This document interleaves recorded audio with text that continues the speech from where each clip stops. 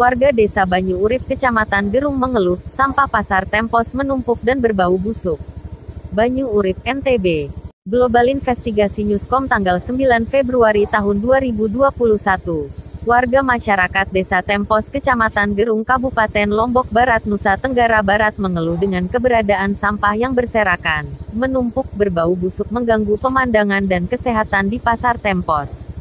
Hal itu disampaikan oleh Sinar Alam dalam siaran persnya Rabu, tanggal 9 Februari tahun 2021. Proyek Pasar Tempos meninggalkan masalah bagi warga, sampah berserakan di mana-mana, menumpuk berbau busuk. Itu akibat dari tidak tersedianya sarana tempat pembuangan dan pengelolaan sampah dan manajemen pengelolaan pasar yang tidak jelas. Tegas Sinar. Lanjut kata Sinar, bukan cuman masalah sampah aja tapi timbul masalah baru lagi terkait pembagian los pasar yang tidak jelas dan adil, bahkan diduga ada indikasi pungli dan titipan oleh oknum pengelola pasar dalam penentuan dan penyewaan los tersebut.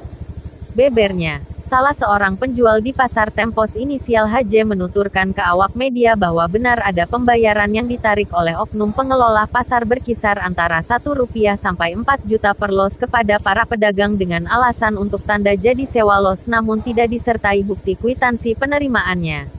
Dan ironisnya lagi, sampai saat sekarang ini selaku pedagang warga lokal yang sudah lama berjualan di sana belum jelas apakah akan dapat los atau tidak, dan justru pedagang orang dari luar warga Desa Banyu Urip yang akan dapat keluhnya. Oleh karena itu, melalui media Global Investigasi News bermohon kepada APH agar mengusut hal tersebut, harapnya.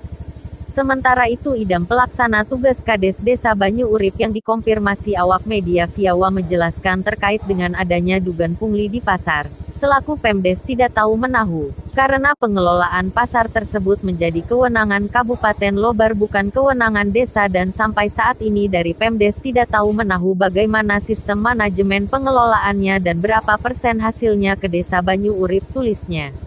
Tumpukan sampah itu benar adanya, itu akibat dari pengelola pasar tidak menyediakan fasilitas tempat pembuangan dan pengelolaan sampah.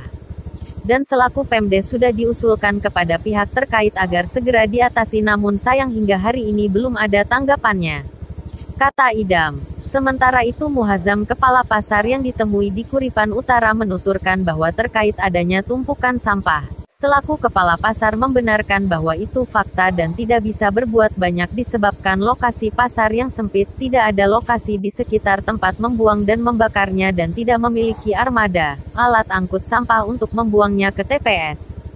Terkait sampah, kami sudah sering sampaikan keluhan ke pimpinan dan dinas terkait tapi hingga kini belum ada jawaban, keluh Multazam.